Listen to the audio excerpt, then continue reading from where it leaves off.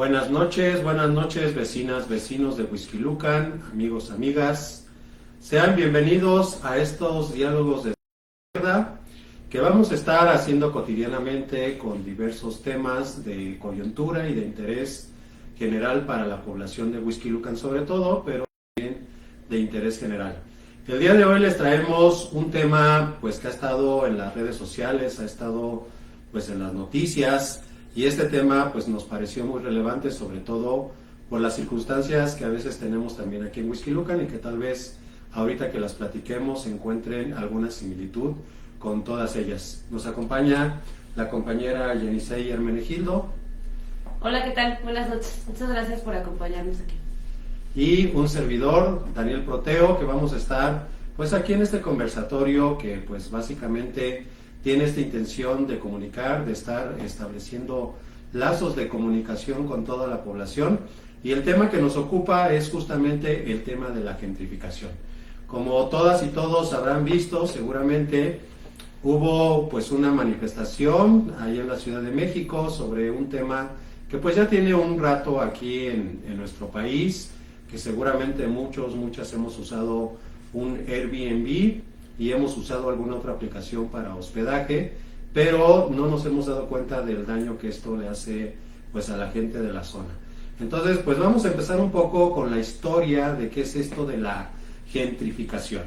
Gentrificación es un término anglosajón que es acuñado en Inglaterra en 1960 por una socióloga apellidada Glass, donde ella analiza que en un poblado justamente de Inglaterra empiezan a llegar pues ciertos personajes que tienen un poco más de poder adquisitivo, y se da cuenta que cuando empiezan a construir vivienda, a rentar, empiezan a desplazar a las personas lugareñas, a las personas originarias, y le puso gentry. Gentry significa en inglés es como una especie de terrateniente de la Edad Media, una persona que tiene un poco más de capacidad adquisitiva, y por eso le puso este término de gentry, personas que llegan y desplazan en un territorio, en una zona, a los que están pues asentados ahí desde siempre.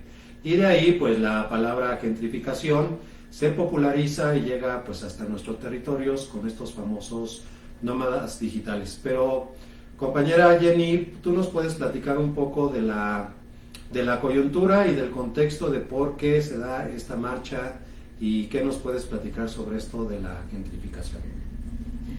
Sí, pues justamente como hablabas, la palabra desde sus orígenes etimológicos, pues lo que podemos ver ahí es que existe una cuestión clasista, ¿no?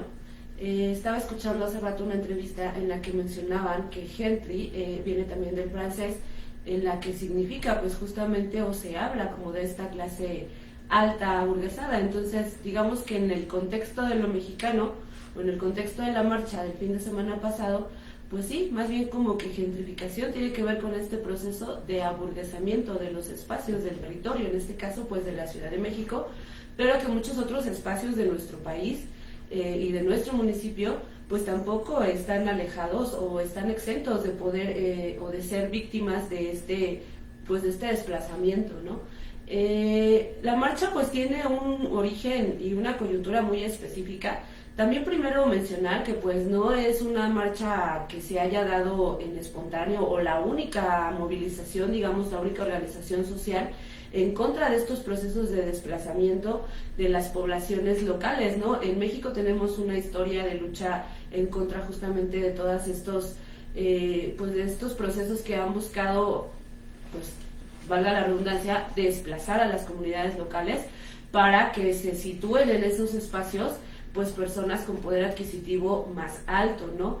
Tenemos por ejemplo la lucha que se ha dado en el pueblo de Joco en contra pues de esta torre mítica, ¿no? Que pues ha generado diversos problemas, que pues también podríamos hablar ahí de que hay una organización popular en contra de estos procesos de desplazamiento.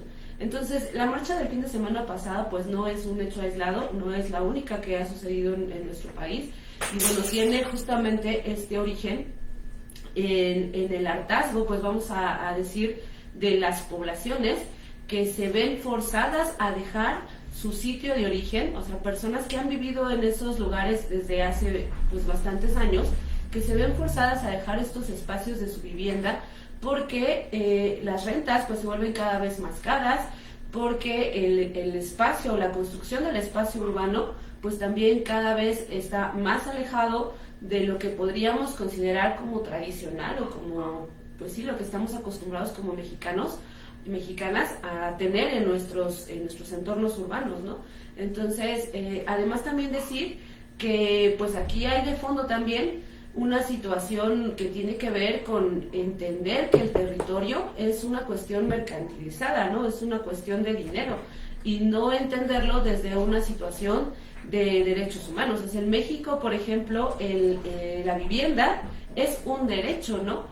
Que se puede también pensar desde la otra parte de generar a lo mejor una ganancia, pero lo que ha sucedido históricamente en nuestro país es que se ha ponderado por demás el tema de la ganancia, el tema de la plusvalía, el tema de verlo justamente como una cuestión capitalista, dejando de lado pues el derecho a la vivienda de las personas. Entonces, pues todos estos elementos conjugados pues fueron los que de alguna manera se fueron entrelazando hasta pues detonar en esta organización, en esta marcha que hubo el fin de semana pasada en la Ciudad de México.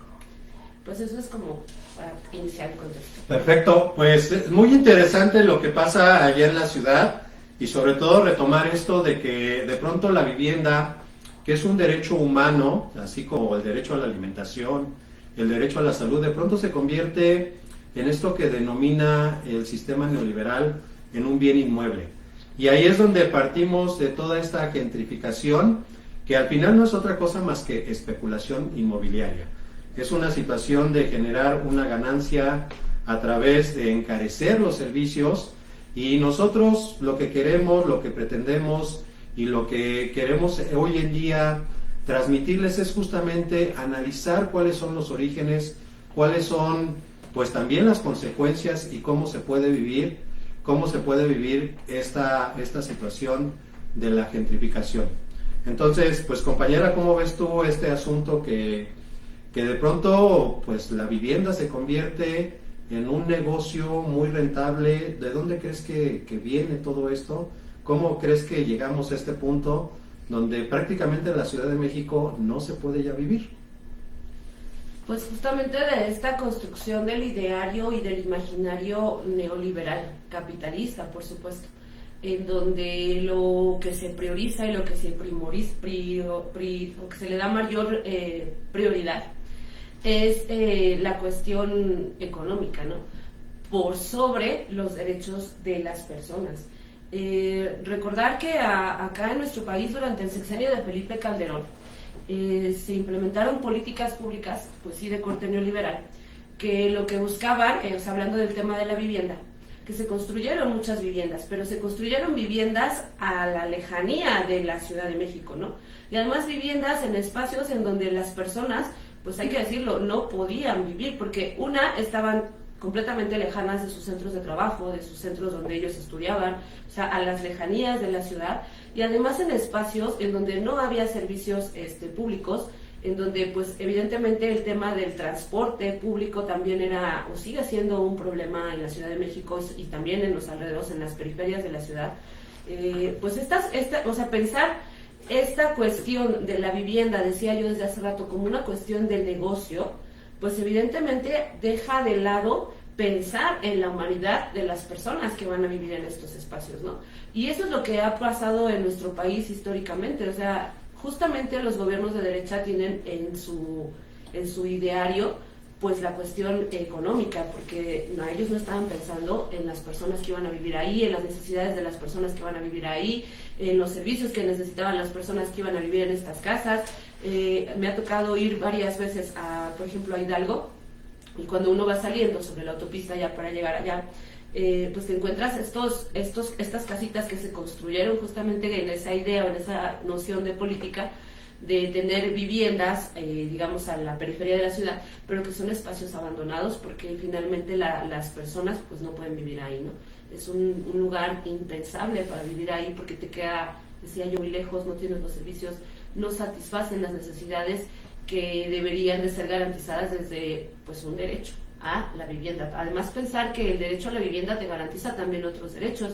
Por ejemplo, en México, quien no tiene una vivienda, pues tampoco tiene derecho al agua, porque no hay espacios públicos en donde uno pueda pues tener ese derecho al agua, ¿no? Quien no tiene derecho a la vivienda, pues tampoco tiene derecho a la salud, porque es difícil pensar que una persona en situación de calle pues tenga buena salud. Entonces el derecho a la vivienda va entrelazado y se va interconectando con otros derechos que también son primordiales pues para que las personas tengan una mejor calidad de vida. Perfecto. Y esto nos conecta justamente con que la gentrificación no solo es la situación económica, sino también la situación cultural. Recordemos a un grande de la lucha social, a Francisco Toledo, este artista plástico que allá en Oaxaca libró una lucha durante mucho tiempo contra todas estas transnacionales. Estamos hablando de que en el centro de Oaxaca se trataba de evitar de que se instalaran los famosos Starbucks, los McDonald's, todas estas transnacionales que además de apear el paisaje, de quitarle su identidad, pues nos traen toda esta comida procesada que finalmente pues nos provocan infinidad de daños. Francisco Toledo organizó una famosa tamalada en el centro de Oaxaca, distribuyó tamales oaxaqueños justamente para que la gente reviviera y entendiera la importancia de conservar no solo el paisaje del centro de Oaxaca, que es un paisaje que tiene este aspecto colonial, este aspecto histórico, sino que para que también identificaran la importancia de estas costumbres que tienen los pueblos originarios. Francisco Toledo finalmente pues murió, dejó ahí la huella, pero en cuanto muere, pues ahora si uno va al centro de Oaxaca, resulta que de una forma un poco pues disfrazada, siguen conservando los edificios, pero pasando un poco el pórtico, pues ya están ahí todos estos espacios comerciales. Y eso lo vemos en todas las grandes ciudades. Mencionaba la compañera Jenny una lucha que están dando los del pueblo de Joco contra la Torre Mítica, porque pues resulta que lo primero que te quitan es el tema del agua. Y eso nos lleva al tema de Huixquilucan. Huixquilucan es un municipio muy privilegiado en cuanto a su ubicación, no solo en cuanto a su ubicación, sino en cuanto al suelo que tiene, porque es un suelo que es bastante sólido, un suelo que tiene una cierta estabilidad, que no está tan propenso a que los sismos sean tan fuertes. A partir de 1985, cuando fue el sismo, este famoso sismo que devastó la Ciudad de México, las personas empezaron a ver hacia dónde desplazarse, hacia dónde irse, y justamente vemos que muchas personas están en las periferias, pero estamos hablando de una periferia como Nezahualcóyotl, como Chimalhuacán, donde están asentamientos a veces irregulares, pero resulta que Huixquilucan, por su posición, su cercanía con la Ciudad de México, empezó a tener esta visibilidad como una posible alternativa para vivienda. Pero ¿qué tipo de vivienda? ¿Qué tipo de vivienda es la que tenemos en Huixquilucan? Compañera, pues tú que has vivido aquí toda tu vida, ¿cómo has visto que se ha transformado el paisaje a partir de la llegada de estas inmobiliarias aquí en Huixquilucan? Y el centro de Huixquilucan, ¿cómo se ha conservado? ¿Cómo es que han resistido ante esta invasión, no solo de las inmobiliarias, sino de estas transnacionales? ¿Qué nos puedes decir? Pues antes de contestarte eso, me gustaría retomar un poco lo que comentabas sobre Oaxaca, ¿no? Y cómo ha sido ese proceso de cómo este capitalismo neoliberal pues entiende también el desarrollo urbano, ¿no? Y cómo lo va moldeando de acuerdo a sus intereses, ¿no? Entonces, si el capitalismo tiene una necesidad, por ejemplo, en el tema del desarrollo inmobiliario, pues los espacios y los entornos urbanos pues se transforman en función de esta necesidad del capitalismo, que es lo que está pasando, por ejemplo, en Huixquilucan, ¿no? Demasiado boom, demasiado auge al desarrollo inmobiliario, porque hay una necesidad del capital en este territorio, pues de que sea de esta manera. En el caso de Oaxaca, se privilegia, por ejemplo, mucho la instauración, por ejemplo, de comercios transnacionales, ¿no? Entonces, ¿qué pasa cuando en el tema de Oaxaca, por ejemplo, sucede que los procesos de gentrificación tienden a homogeneizar los territorios, ¿no? O sea, de pronto tú estás en una ciudad llámese la Ciudad de México, o vas a la Ciudad de Guadalajara, o vas a la Ciudad de Monterrey, a cualquier ciudad en donde has sufrido estos procesos y se ven exactamente iguales, ¿no? En todos lados te encuentras un Starbucks, por ejemplo, te encuentras un Oxxo, en todos lados te encuentras todas estas empresas y todas se ven exactamente iguales. Entonces, pierdes la diversidad cultural del territorio local, por supuesto, porque entonces estas empresas llegan y se plantan, o sea, no nada más en lo visual, pero también en sus valores, ¿no? En sus valores capitalistas, en sus valores aburguesados, pues llegan a transformar también ese territorio, ¿no? Que es lo que ha pasado en muchos espacios. Acá en Whisky Lucan pues tenemos esta doble situación, decía yo, del tema del desarrollo inmobiliario, que es como se ha ido transformando nuestro territorio. Cuando yo era muy joven, por ejemplo, pues recuerdo pasar por ciertas áreas de mi municipio en donde no se veían pues estos grandes edificios en donde pues son realmente viviendas, no para personas como nosotros, no para personas de la clase trabajadora, evidentemente, sino son viviendas para personas de clase pues muy alta, ¿no? De ingresos muy elevados. Entonces, decía esto hace ratito, esta transformación, estos procesos de construir vivienda a niveles elevados, tiene una lógica, y no es la lógica de salvaguardar los derechos de las personas a la vivienda, sino la lógica es la cuestión económica. Aquí los que ganan son los inversionistas, los desarrolladores, por supuesto el cártel inmobiliario, ¿no? Y otras personas corruptas, pues que están todo el mundo trabajando, pues justamente desde esta lógica del capital.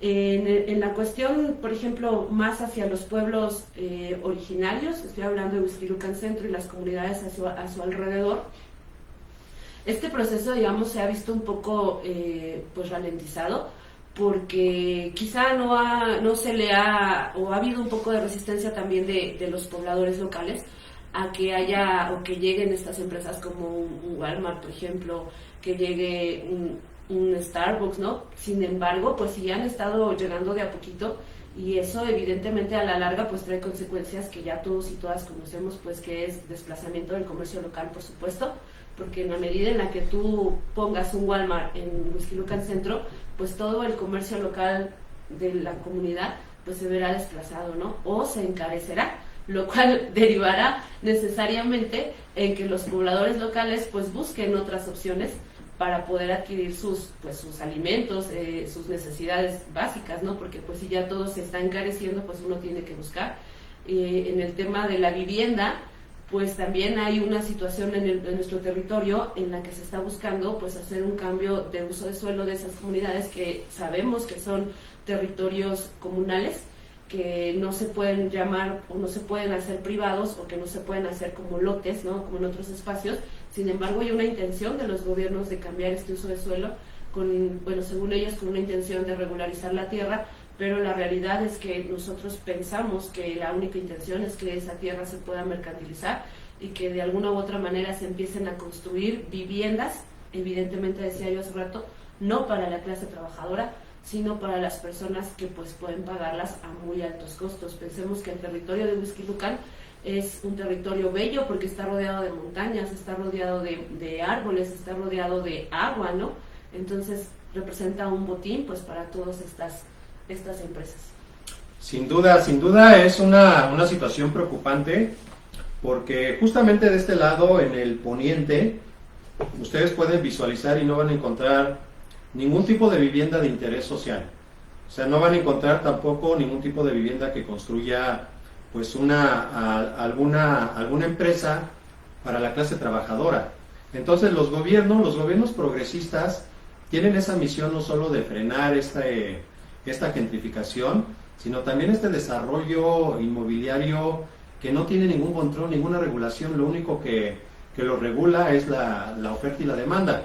Y lamentablemente en Whisky Lucan tenemos este tipo de gentrificación que no es la clásica, no es como la que vemos en la colonia Condesa o en la colonia Roma, sino que aquí la gentrificación tiene otra dinámica, pero sigue siendo una gentrificación.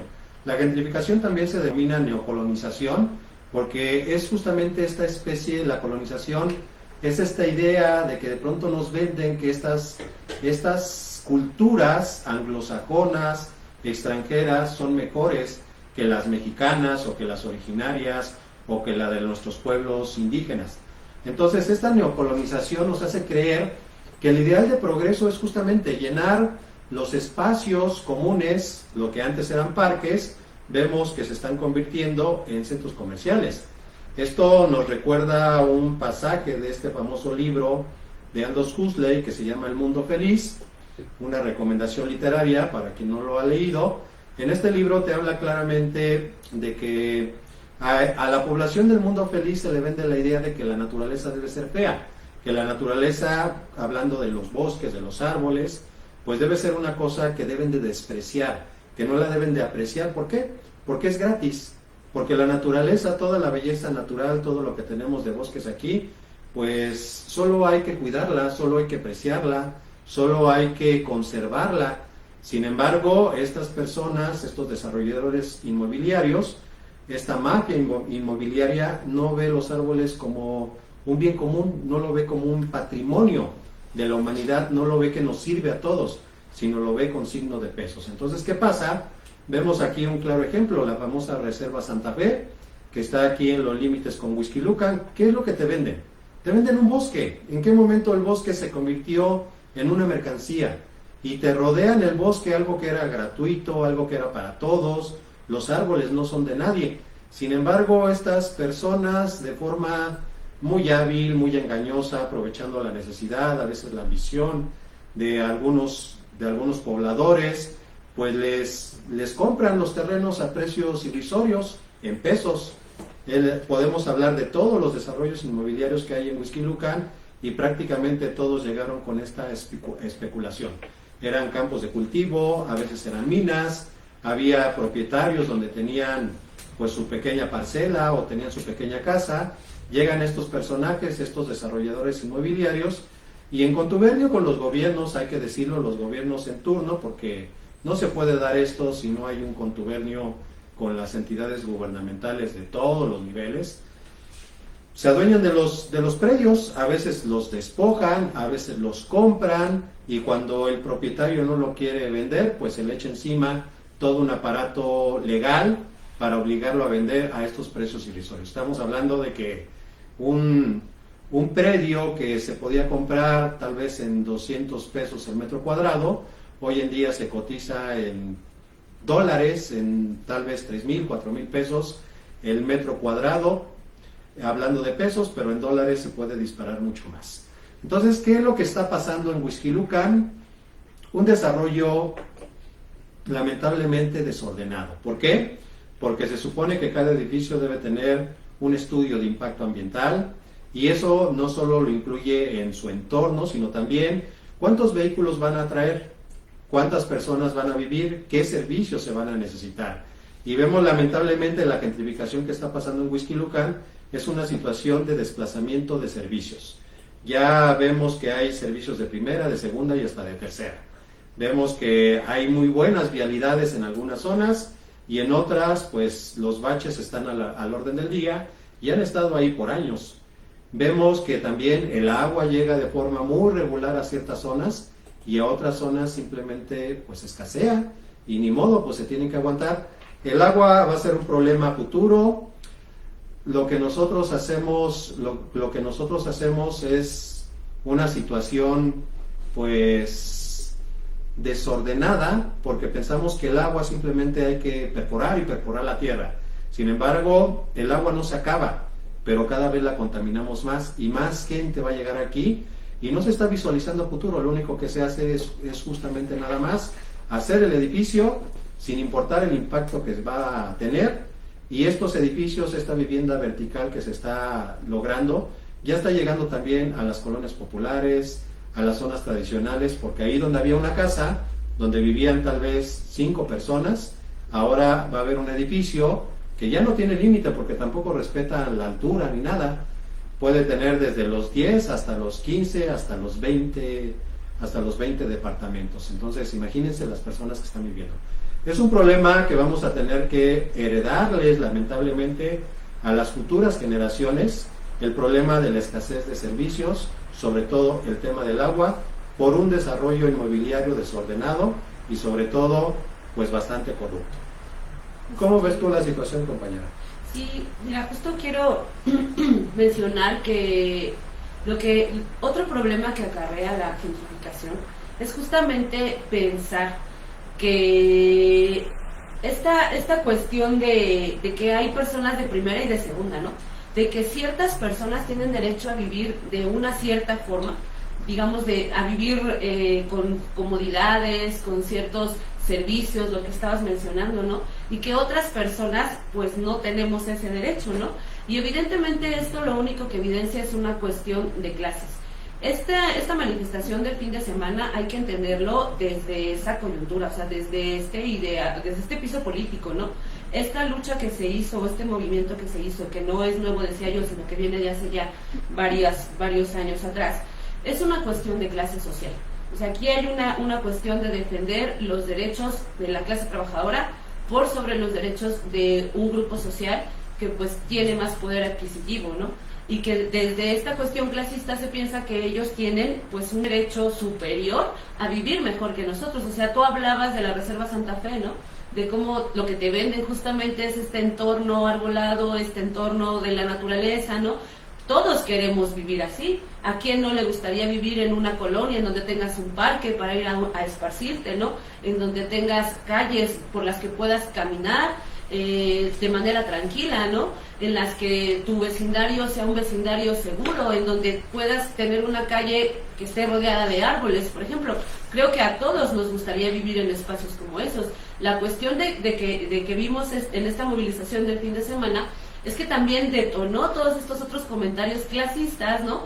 Que hablaban y señalaban a los manifestantes como personas flojas que lo único que buscaban pues era o que querían vivir en Polanco, pero que no querían esforzarse o no querían echarle ganas o que no querían pagar, que querían vivir de gratis.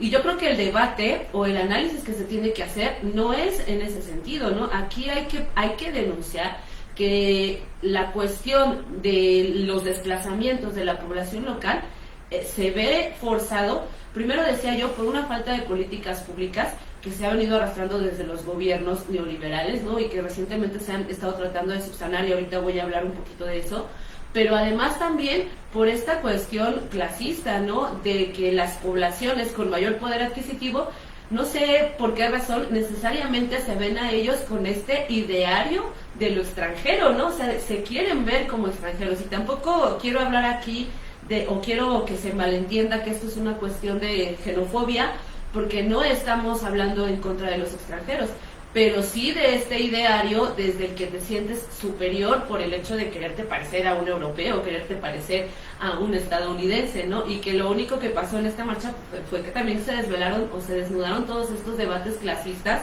y racistas en contra de las personas que se estaban manifestando y bueno, evidentemente en contra también de todas las personas que no tenemos saldado ese derecho a la vivienda, ¿no?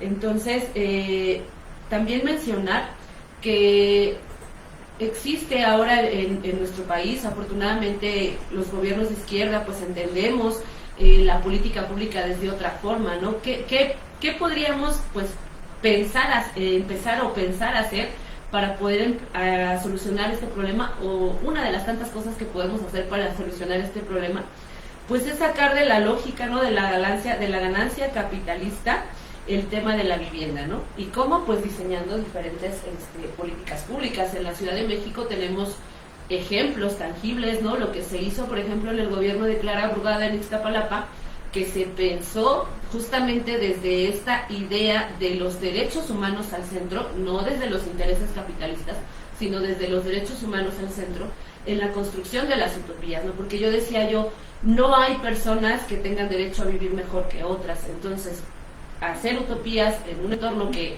también desde esta cuestión clasista siempre se decía que Iztapalapa, pues, ¿no? O sea, como una cuestión mala, fea, no sé qué, desde este ideario clasista, pues reformar el entorno urbano para que las personas que viven en esos espacios pues también tengan derecho al esparcimiento, tengan derecho a la relajación, tengan derecho a un espacio en donde puedan convivir de manera comunitaria y pues hasta organizarse también políticamente, ¿no? Entonces es como empezar también a hablar cómo desde las izquierdas estamos entendiendo también este problema de la gentrificación y que por supuesto no es un tema de xenofobia, porque aquí no podríamos, o yo por lo menos no coincido con esta consigna que sonó mucho, ¿no? También en redes sociales y que sobre todo los gobiernos de derecha pues pueden después tergiversarlo, esta consigna que decía México para los mexicanos, ¿no? Y no coincido con ella porque no es una cuestión de nacionalismo, esto es una cuestión de clase social. Y las clases sociales trascienden fronteras, ¿no? O sea, vemos clase trabajadora en México, en Norteamérica también, en Centroamérica y en Sudamérica. Entonces, hablar de México para los mexicanos es que no la van a pagar los migrantes europeos que vienen a México, no la van a pagar los migrantes estadounidenses que vienen a México. Esa consigna la van a cobrar los migrantes centroamericanos, los migrantes latinoamericanos, ¿no? Que por supuesto tampoco pueden vivir en la Condesa, que por supuesto tampoco pueden vivir en Bosque Real, ¿no? Y que finalmente lo que compartimos y tenemos más en común con ellos, pues es nuestra clase social. A mí me parece que por ahí tendría que ir también el debate de este tema de la gentrificación. Sí, por supuesto es un tema de clase social y de una u otra manera el neoliberalismo nos ha acostumbrado a esto que tú mencionas, que algunos sí tienen derechos, pero más bien son privilegios. Estos privilegios se convierten en tal cuando pensamos que algunos tienen esta capacidad de comprar los derechos. Podemos hablar también de la educación cuando se convierte en un privilegio, cuando tienes que pagarla, cuando debe ser una obligación del Estado proporcionarte la educación. De la misma manera, es obligación del Estado proporcionarte estas famosas áreas verdes que, por ejemplo, las colonias populares escasean, no existen. Y de pronto vemos que inauguran pues otro parque aquí y allá, pero resulta que es en un lugar donde ya había parques, donde ya existía esta infraestructura, y casi siempre es en la zona residencial donde se privilegia, porque saben, ellos sí exigen su derecho a tener un área verde, un espacio verde, porque eso habla de una calidad de vida. Uno no puede tener una buena calidad de vida si tiene que desplazarse durante 2 o 3 horas al transporte público, y tan solo vean el transporte público de Huixquilucan. Entonces, si hablamos de gentrificación, es justamente eso. Esta gentrificación de Huixquilucan se empezó a volver muy visible con este famoso viaducto Interlomas que sale justamente a Bosque Real, porque ahí se ve claramente que no hay un desarrollo ni sustentable ni planeado, porque Bosque Real se elaboró, se construyó y no pensaron en todas las vialidades que iban a necesitar a futuro. Y fácilmente, con el poder del dinero, con el poder político, con el poder del influyentismo, pues se dedicaron a hacer un túnel, afectando a infinidad de viviendas en la zona popular. Y justamente en la resistencia de ese túnel se mencionó y se denunció que iban a llegar más de 100,000 automóviles a la zona. Ahorita, para cualquier lugar que se vaya en Huixquilucan, pensemos en un trayecto de la caseta de Bosque Real a la Magdalena o a Huixquilucan, te llegas a hacer hasta 1 hora. Pensemos en la avenida Palosolo, tan solo de lo que es la Federal Burocrática, a llegar acá a la entrada de la Celco, o llegar hasta Jesús del Monte, también te puedes hacer fácilmente 1 hora, en un trayecto donde usualmente te tardas 15 minutos sin tráfico, pero nunca, solo en la madrugada y en la noche, deja de haber tráfico. Y vemos que siempre, todo el tiempo, están inaugurando otro complejo residencial, y te lo venden como que está a 15 minutos de Interlomas, o como que está a 5 minutos de Interlomas y a 15 de Santa Fe y a 20 minutos de la Ciudad de México. Eso es lo que se vende, eso es lo que vende el cártel inmobiliario, eso es lo que te está vendiendo, y que no te dice cómo va a afectar a la población que ya está ahí. Vemos que cada vez es más pesado el tráfico, eso también es parte de esta gentrificación específica que tiene Huixquilucan. Y va a llegar un momento en que vamos a ser pues un municipio encerrado en sí mismo. ¿Por qué? Porque se privilegian las vialidades para estas zonas que piensan que tienen ese derecho. ¿Cuándo se ha hecho una vialidad importante y grande? En estas zonas que yo menciono. Piensen en Jesús del Monte, piensen en el Pedregal, ahorita que mágicamente ya les abrieron ahí un libramiento, sin importar a dónde iban a arrojar el tráfico. El tráfico sigue existiendo, solo que estas personas, gentrificadoras, inmobiliarias, de este cártel, dicen: a mí no me gusta el tráfico, a ver cómo le haces gobierno, y el gobierno inmediatamente lo soluciona. ¿Por qué no puede hacer lo mismo para todas las demás áreas? Hablemos de esta avenida Huixquilucan, hablemos del Pedregal, hablemos de Palo Solo, hablemos de Santiaguito, porque ahí no se hacen vialidades importantes. Esa es la gentrificación. Eso es privilegiar a una clase social sobre otra clase social. Y esa clase social pues está en su derecho de defender su estilo de vida. Aquí lo que nos hace falta es que la otra clase social también se dé cuenta de que merece vivir de una mejor manera y no como el gobierno, como los gobiernos neoliberales le hacen creer que merece vivir. Piensen en el transporte, ¿qué transporte público hay en Huixquilucan? Y no ha mejorado en décadas, al contrario, se pone mucho peor. Piensen cómo van las personas, lamentablemente, que tienen que trasladarse todos los días de Huixquilucan a Interlomas y de Interlomas a Huixquilucan. Las combis, que se supone que son para 15 personas, llegan a meter hasta 25 personas ahí, literal, son combis sardinas, y además del pasaje más caro que hay en el Estado de México. ¿Y por qué? Porque tienen que pasar por una zona bonita, donde no se pueden parar, tienen que pasar rápidamente, como pues teniendo esta idea de que la pobreza no existe. Veamos estas vialidades que ni banquetas tienen, y esta situación pues tiene que transformarse. ¿Por qué? Porque no es sostenible. No es sostenible una forma de vida así para ningún espacio. Tarde o temprano, este boom inmobiliario se convierte pues en una bomba, pero en una bomba demográfica, una bomba de tráfico, una bomba de carencia de servicios. Entonces tenemos que reflexionar. Bueno, haciendo un paréntesis, estamos recibiendo sus dudas, sus comentarios, sus propuestas. Comenten ahí en el chat, tenemos a nuestra compañera que está captando todas sus preguntas para que en un momento pues demos oportunidad para aclararlas, para comentarlas, y pues ustedes digan lo que les nazca, lo que busquen. Y pues así está la situación, compañera. ¿Cómo ves tú el futuro de nuestro bello municipio? Pues si sigue esta dinámica donde no paran de hacer edificios. Ahora hasta las barrancas, donde era impensable que se hiciera un edificio, pues hay edificios. Uno voltea para un lugar donde no se esperaba que se pudiera construir, pero con el dinero se puede. Pensemos en todo esto. ¿Cómo ves tú este futuro para nuestro municipio, que cada vez está pues más gentrificado? Pues yo veo que si seguimos sosteniendo gobiernos que coinciden con esta lógica de la mercantilización del territorio, de la mercantilización de la vivienda, en donde se privilegia el capitalismo por sobre los derechos humanos, o sea, si seguimos sosteniendo estos gobiernos, el futuro para nuestro territorio pues se ve complicado, más de lo que ya observamos de manera cotidiana, ¿no? La vida en Huixquilucan necesariamente terminará por encarecerse, y no por el fenómeno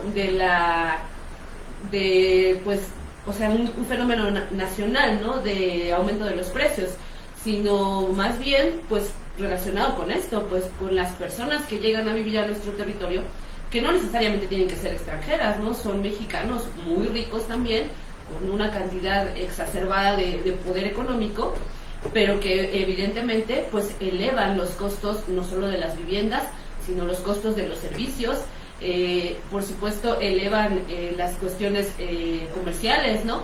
Porque digamos que las poblaciones locales también se van desplazando cada vez más hacia lo alejado, hacia los entornos de estos centros aburguesados, ¿no?, que son hechos pensados en la gente más rica del territorio.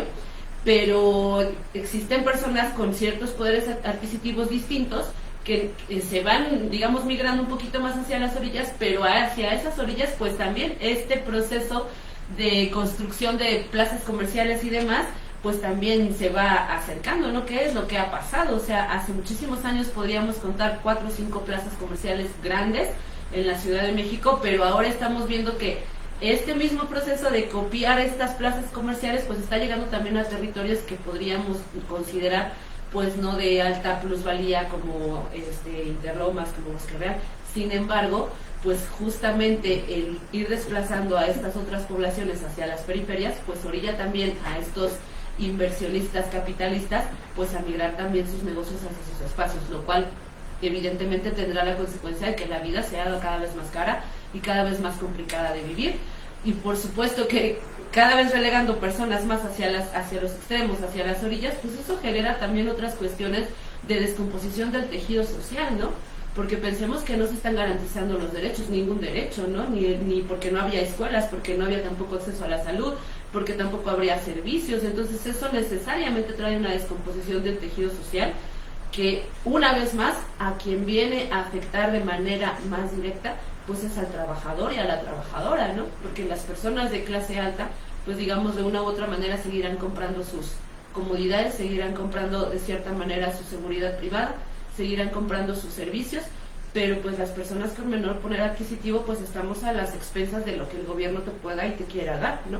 Que decía Daniel hace ratito, están obligados, pero muchos no están pensando en la lógica de los derechos humanos, están pensando desde la lógica capitalista, y finalmente a ellos qué les importa si ni sus hijos, ni sus hijas, ni sus tíos, ni sus tías, ni nadie de su descendencia pues o sea, van a vivir en estos espacios, ¿no?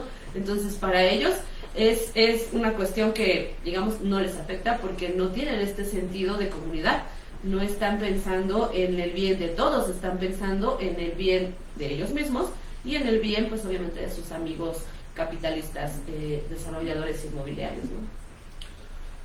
Pues esto sin duda no se podría lograr con este contubernio, como bien dices, todo este tráfico de influencias. Y lamentablemente, pues también hay personas ahí dentro de estos guetos de ricos que sufren también estas mismas consecuencias, porque al final te venden afuera un entorno peligroso, un entorno insalubre, un entorno donde no hay seguridad, donde no hay agua, y tienes que pagar más por tener esos privilegios. Entonces debemos darnos cuenta que siempre que existe un privilegio, a alguien se le quita un derecho. Y ellos también se acostumbran a pagar por tener una seguridad. No deberíamos de pagar por tener una seguridad. No deberíamos de tener miedo de vivir, pues no tendríamos que vivir rodeados, porque al final por eso viven encarcelados en sí mismos. Nosotros tampoco no queremos vivir encarcelados, no queremos vivir con miedo. Y eso es lo que los gobiernos deberían de garantizarnos. Pero ¿qué es lo que nos garantiza nada más? Pues este famoso clasismo, echeleganismo, de pues échale muchas ganas, autoexplótate, trabaja muy duro, y al final tal vez aspires a vivir como viven estas personas con sus campos de golf, con sus frivolidades, con estas banalidades y superficialidades que en realidad no son necesarias, pero les hacen creer que son necesarias para medio bien vivir.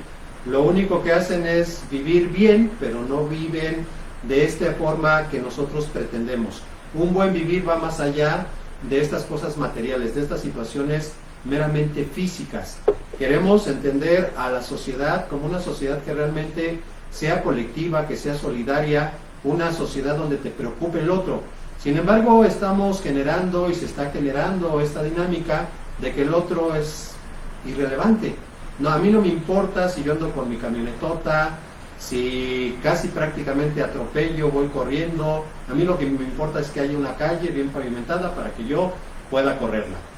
Definitivamente esta gentrificación, este desarrollo inmobiliario es bastante infame porque no piensa futuro. Simplemente está pensando en qué nuevo edificio construyo.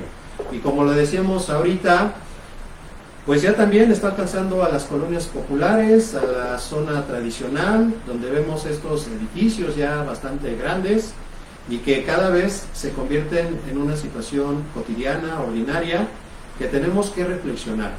Por ahí nos decían en un comentario, había áreas verdes en la zona popular, pues dicen, bueno, pues es un área verde y queda muy bien un edificio que nos va a traer bastantes dividendos. Reflexionemos, transformemos y visualicemos un futuro diferente. Esto no es un futuro que nosotros podamos sostener, o sea, no alcanza, no hay recursos, no solo en Huixquilucan, sino en el mundo, no hay recursos suficientes para sostener un desarrollo tan desordenado, inmobiliario como el que hemos tenido, donde se especula con la tierra, donde se especula con la vivienda, donde se especula con la necesidad también que tiene la gente de vivir de la mejor manera. Ojalá podamos reflexionar, porque Huixquilucan es un ícono también. Tal vez vemos a la Condesa y a la Roma, pero son dos colonias, tal vez haya más, pero aquí vemos todo un municipio que está en esa dinámica de gentrificar todo, de capitalizar todo, de destruir prácticamente todo lo que no se pueda comercializar. Y pues si tienes a bien, compañera, vamos a ver qué nos comentan en el público, qué comentarios hay, y pues a ver qué nos puede decir nuestra compañera doctora.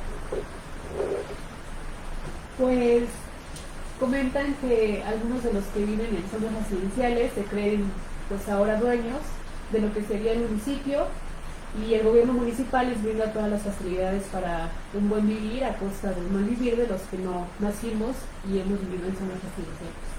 Es correcto, pues eso es parte de la gentrificación, que gente que viene de afuera llega al espacio y se apropia de ese espacio y termina por relegar o desplazar a las personas que originalmente estaban ahí. Ahorita me viene a la mente esta famosa película de Up, una aventura de altura, donde está el abuelito y de pronto es rodeada por estas grandes construcciones, y ahí pues es de una manera tal vez chusca y al mismo tiempo aventurera logra huir de ese lugar para encontrar pues un verdadero sentido, pero mientras ya está destruido pues ese hábitat donde él había vivido toda su vida. Perdón, compañera. Sí, mencionar justamente que hablan pues de los gobiernos, ¿no? Aquí en México por lo menos está muy clara la derecha y la izquierda, ¿no? Los gobiernos de derecha y de izquierda.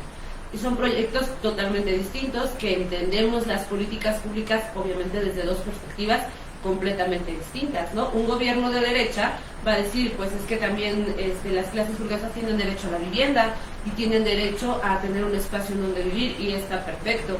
Pero no nada más ellos, ¿no? Nosotros, desde las izquierdas, pensamos en que también este derecho a la vivienda pues tiene que ser desde una política social, o sea, pensar en la vivienda como un derecho en donde los gobiernos tomen esa responsabilidad también, que no nada más sea delegada como un negocio, sino que los gobiernos asuman la responsabilidad de garantizar el derecho a la vivienda, para, decía la compañera que nos está acompañando acá, pues para todas las personas.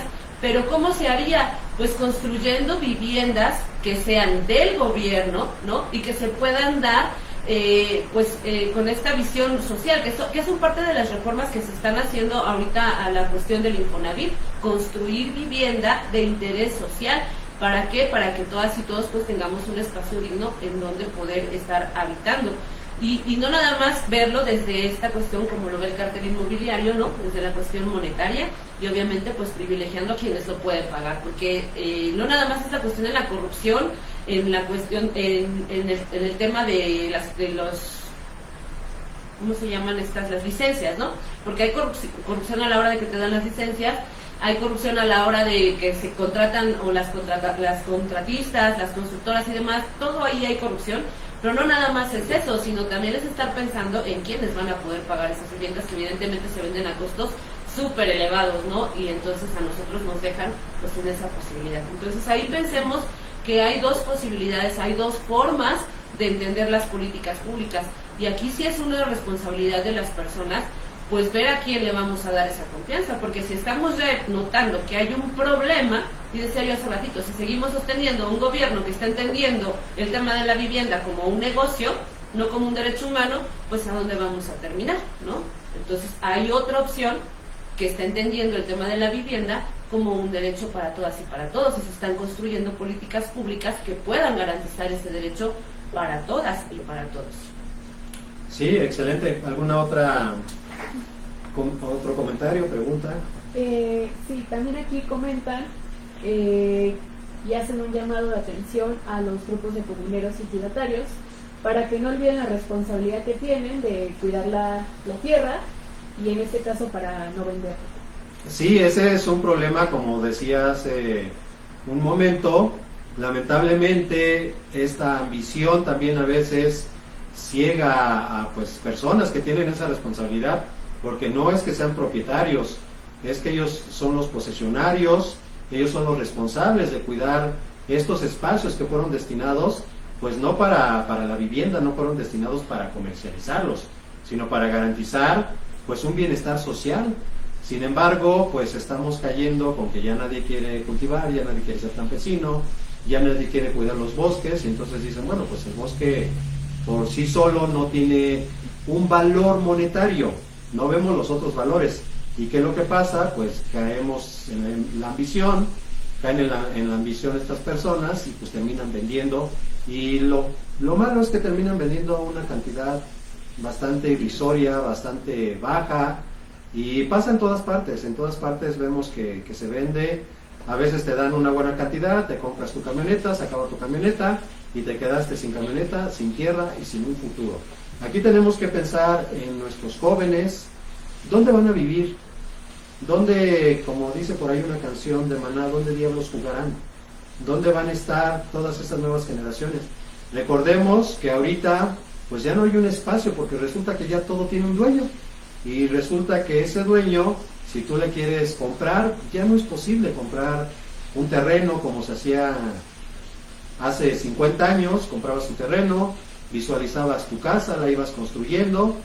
Ahora ya no hay esa posibilidad, no se ve esa posibilidad para los jóvenes porque lo único que pueden hacer tal vez es comprar un departamento en un lugar lejano, en estos palomares que se hacen muy lejanos para que terminen trasladándose 3 horas para llegar acá a la ciudad donde están los centros de trabajo. Por eso es indispensable, es necesario que empecemos a transformar nuestra visión y no acostumbrarnos, sobre todo no acostumbrarnos a estas formas de vida que parecen normales. No es normal vivir así, no es natural, por supuesto que no es sano y tampoco, si le rascamos un poco, no es legal.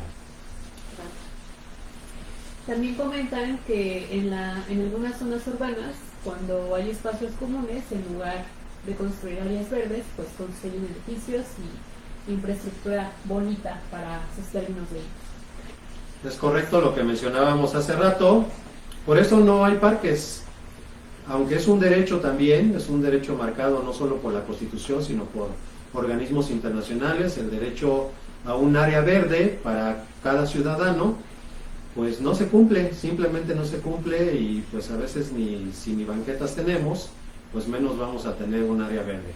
Entonces es necesario, es indispensable que exijamos esto que, como se ha dicho muchas veces, es un derecho a la vivienda, es un derecho el área verde, es un derecho a vivir en un ambiente sano, en un ambiente con un aire respirable que cada vez vemos menos. ¿Por qué? Porque se privilegia el uso del automóvil.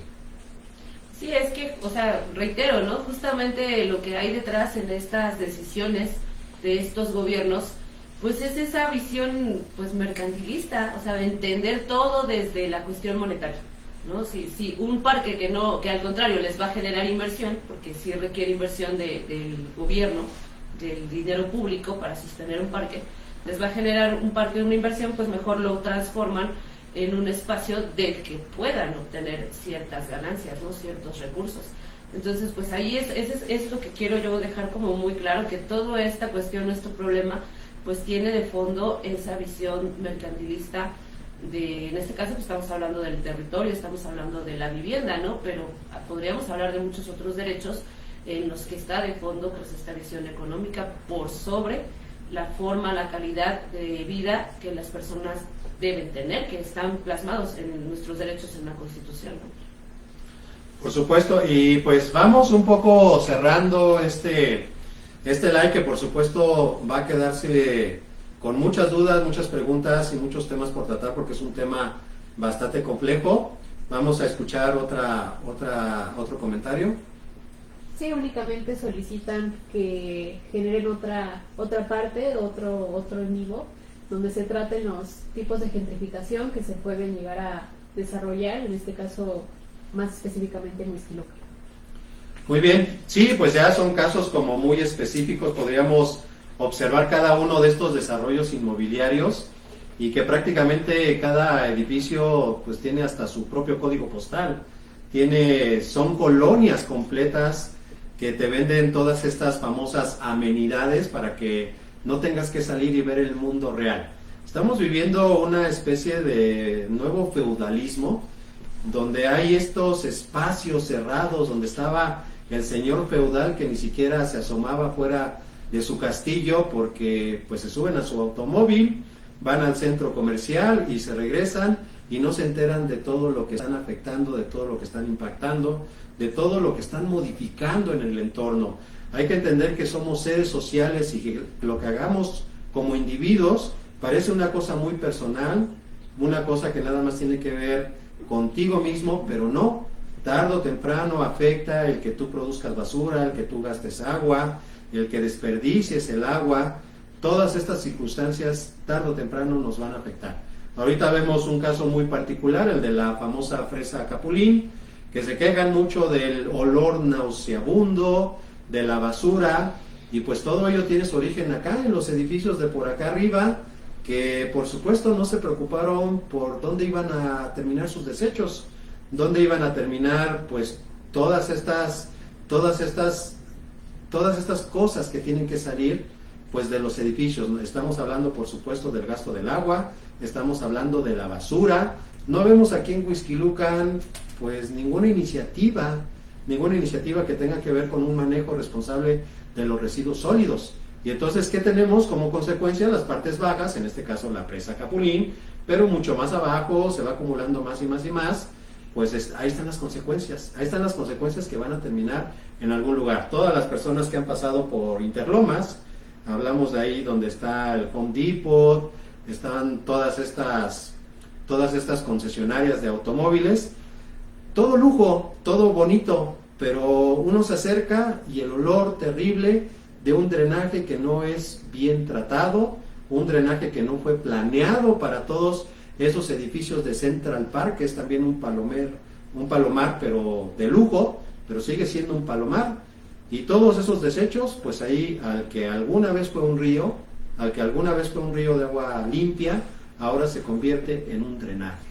Entonces, el problema del desarrollo inmobiliario es eso, se hace de forma desordenada, se hace sin un estudio de impacto ambiental real y legal, no aquellos pagados, no aquellos arreglados, y eso tarde o temprano les va a afectar pues a todos nos va a afectar, porque nuestros drenajes están al aire libre, no solo los de la zona tradicional, no solo los de la zona popular, también en la zona residencial. Bosque Real presume que tiene pues una planta para generar su propia electricidad, está genial, no le quita la electricidad a nadie más, pero eso tendría que hacer también con todos sus residuos, eso tendría que hacer también con su tema del agua, porque al final esa agua llega, se la quitan a alguien para que ellos tengan sus fabulosos campos de golf, todas sus áreas verdes muy bonitas, pero las áreas verdes bonitas requieren mucha agua. Entonces el llamado a todas las instancias, a todos los responsables, a que empecemos a visualizar no el interés inmediato, no el interés económico, sino que empecemos a visualizar un futuro realmente sustentable y sostenible, y eso pasa por una reflexión, pero sobre todo por una conciencia social, que no se tiene, porque ya lo dijo bien la compañera, ya también lo mencioné, el capitalismo lo único que quiere es la ganancia, y en esa ganancia depreda todo lo que hay a su alrededor. Pues eso es ya nada más para, de mi parte, ir cerrando, y le dejo la palabra también a la compañera para que dé su mensaje. Sí, pues yo solamente para cerrar, porque bueno, ya tratamos como de vislumbrar el problema, pero pues nosotros estamos militando en un partido político, ¿no? Que lo que buscamos también pues es hacer transformaciones desde pensando en algún momento el poder. Y yo quisiera mencionar algunas cuestiones que se están pensando desde las izquierdas para poder ir ayudando a resolver este problema de la gentrificación, que tiene que ver por supuesto con el problema de la vivienda, ¿no? Y los desplazamientos de las personas de sus lugares originales, ¿no?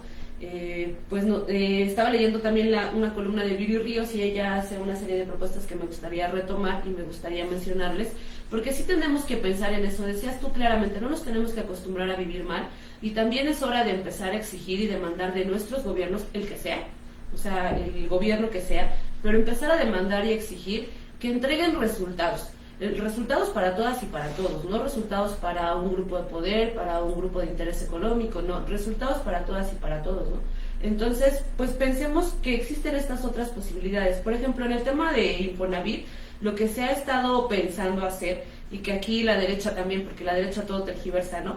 Generó toda una campaña en donde decían que se iban a expropiar, que te iban a expropiar tu vivienda, que si tú tenías una vivienda ahí, que no habitabas, pues que te la iban a expropiar y que te la iban a quitar, lo cual pues evidentemente es una mentira, es una tergiversación de la información, que lo único que buscan es justamente desinformar a las personas para que estos grupos de interés generen narrativas en contra del progreso de estos derechos, ¿no? Más bien lo que se buscaba era generar una política pública en donde estas viviendas abandonadas se pudieran, pues, que se las pudiera atraer el Estado. ¿Para qué? Pues para poder generar nuevas viviendas para personas que no tuvieran dónde vivir y que evitaran entonces este proceso de desplazamiento, ¿no? Pensemos que, por ejemplo, en la Ciudad de México y acá en Huixquilucan también nos pasa que muchas personas que no son, digamos, locales de nuestro territorio, llegan a vivir acá porque pues estamos cerca de la Ciudad de México. Sin embargo, por las condiciones de vivir ya de por sí en la periferia, pues trasladarte de Huixquilucan a la Ciudad de México también implica una odisea, ¿no? Entonces, en las grandes ciudades, si existen esta posibilidad de estas viviendas abandonadas, pues que el gobierno las pueda atraer, pero siempre que estén abandonadas. O sea, no es como que si yo tengo mi casa y yo estoy viva y me van a ir a quitar mi casa, no, o sea, es una vivienda en donde a lo mejor ya no vive la persona que era dueña, etcétera, cosas así, pues que el gobierno las pueda atraer para poder generar estos espacios de vivienda para las personas. La otra es construir viviendas de interés social, que puedan ser pensadas en renta con posibilidad de poderse comprar a futuro, ¿no? Que eso no se había hecho o no se ha hecho en gobiernos neoliberales, porque pues únicamente se está pensando en la ganancia, ¿no? Esto que pues sean viviendas en los lugares donde las personas trabajan, y es que fíjense cómo todo esto se va vinculando con otros derechos de la clase trabajadora, ¿no? Porque también se vincula con el derecho que se está peleando de la jornada de las 40 horas, porque las personas que digamos de la clase trabajadora trabajan más de 48 horas, digamos, en el centro de trabajo, pero súmale las horas que te chutas para llegar desde tu casa a tu trabajo y luego de tu trabajo a tu casa, ¿no? Entonces, generar políticas públicas de vivienda en los espacios en donde tú estás trabajando, pues va vinculado también con estos otros derechos que ya mencionábamos hace ratito, ¿no? Por ejemplo, hay otros espacios donde están estas viviendas que no tienen dueños, pero que por alguna u otra razón alguien llegó y habitó, digamos, ese espacio.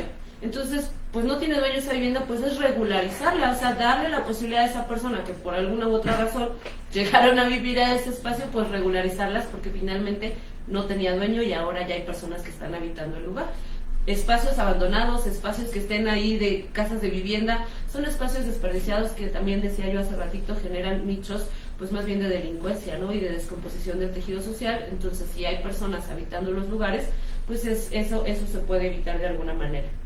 Pues decíamos también que se edifiquen viviendas de interés social a precios accesibles para todas las personas.